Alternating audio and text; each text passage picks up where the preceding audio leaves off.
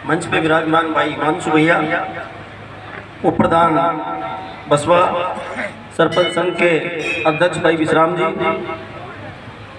स्थानीय ग्राम पंचायत कोलोना की प्रथम महिला नागरिक, सरपंच साहिबा, उप सरपंच और मंच पर विराजमान मेरे पिता तुल्य बड़े बुजुर्गों, नौजवान साथियों, माताएं, बहनें,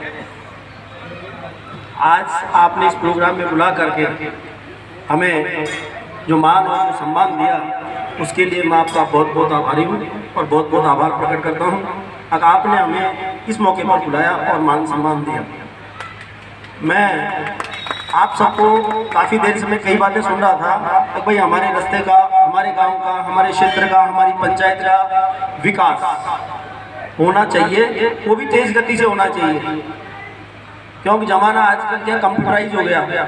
तो कंप्यूटर पे तो जो बच्चे भी गाड़ी चलाते हैं तो वो 100 की स्पीड से कम तो चलाते ही नहीं है, ये मेरा मानना है। ऐसा मैं देखता हूँ, रोज़ खेलते हैं बच्चे, मोबाइल में भी इतनी तेज स्पीड से चलाते हैं। तो इसी गति के हिसाब से हमारे पूरे क्षेत्र का विकास होना चाहिए।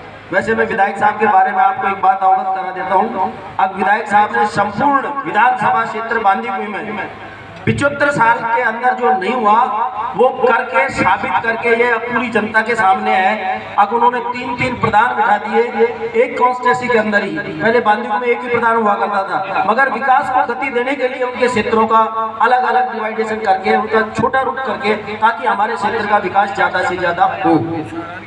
बसवा में उपखंड कार्यालय, बसवा में कॉलेज, बसवा के अंदर इंग्लिश मीडियम स्कूल, बसवा में SDO कोर्ट, ये सबसे बड़ी उपलब्धियां हैं। बांदीकुई का उप जिला अस्पताल करवा दिया, जो अस्पताल किसी जमाने में 6 डॉक्टर बैठते थे, आज 20 डॉक्टर बैठते हैं, और उसमें सब अलग अलग MD तो कई बैठे हुए हैं, फिजिशियन कई बैठे हुए हैं, एक सर्जन डॉक्टर खाली बांदीकुई में नहीं है, मगर उसके लिए हमारी चर्चाएं पूरी जोर पर चल रही हैं। अगर एक सर्जन डॉक्टर भी बांदीकुई में बैठना चाहिए ताकि हमें सर्जरी के लिए कहीं बाहर नहीं जाना पड़े। विधायक साहब से मेरा एक निवेदन पहले भी रहा है, अगर आपका जो ये बागाला वाला जो रोड है, इसको आप ये चाहते हो भाई ये उस रोड में कन्वर्ट होना चाहिए और डामरीकरण होना चाहिए। विधायक साहब से मेरी बीच में बात है, विधायक साहब ने कहा प्रधान जी 30 लाख रुपए लो और आप उस रोड को बनवा दो। उसमें थोड़ा कोई टेक्निकल पेच है, मैंने IM साहब को भेजा, IM साहब मौके पर आए, मैंने सरपंच साहब से कहा आप उसको अर्थ करवा दो। इस समस्या का समाधान आप सबको बैठ करके थोड़ा पेन लेकर के करना पड़ेगा। ऐसी कोई समस्या नहीं है जिसका हल नहीं हो, सभी समस्याओं का हल होता है। इस समस्या का हल भी हम जल्दी से जल्दी निकाल करके और इस रोड को मातब बनवाएंगे जल्दी से जल्दी। ऐसे अपन एक हाई मास्क लाइट यहाँ माता जी के यहाँ लगवा दें तो कैसा रहेगा। यहाँ मेला भी लगता है, काफ़ी संख्या में लोग यहाँ आते हैं और लोगों की आस्था धाम है। तो मैंने कहा हाई मास्क की जो लाइट है वो यहाँ माता जी के स्थान पर लग जाएगी तो पूरे गांव का परिदृश्य बदल जाएगा।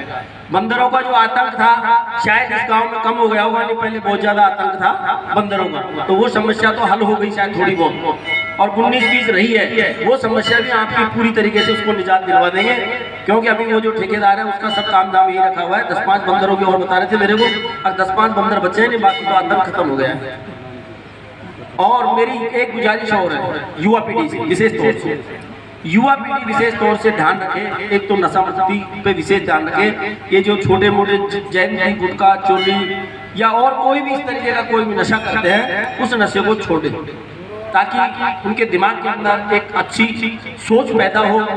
जब अच्छी सोच पैदा होगी तो अच्छे विचार पैदा होंगे, जब अच्छे विचार पैदा होंगे तो एक अच्छे समाज का गठन, और जब अच्छे समाज का गठन होगा वहाँ फर्श पर बैठ करके जब आप विचार विमर्श करोगे तो एक अच्छी सोच निकल करके और इस भावी पीढ़ी के लिए एक संदेश बन जाएगी बहुत बड़ी, ताकि आने वाली पीढ़ी के अंदर एक पॉजिटिव सोच रहे, नेगेटिव सोच कोई रखे नहीं। अगर हमारा ऐसा कोई काम नहीं जो नहीं होगा, आपका हर काम होगा, आपको विकास की दृष्टि से कभी भी पीछे नहीं रखा जाएगा।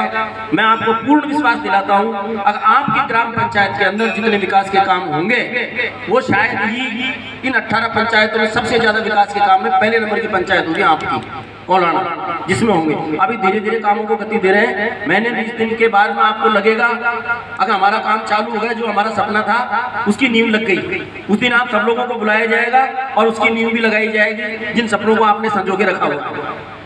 मैं ज्यादा तो नहीं कहूँगा, मगर मैं एक बात पुनः मेरे बड़े बुजुर्गों से भी एक थोड़ी सी मेरा एक निवेदन रहेगा।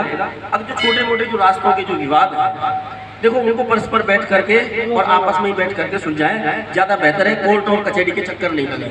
दो तरह का नुकसान होगा हमारा पैसा तो जाएगा, हमारा समय भी जाएगा। पैसा तो बर्बाद होगा ही सुनिश्चित है।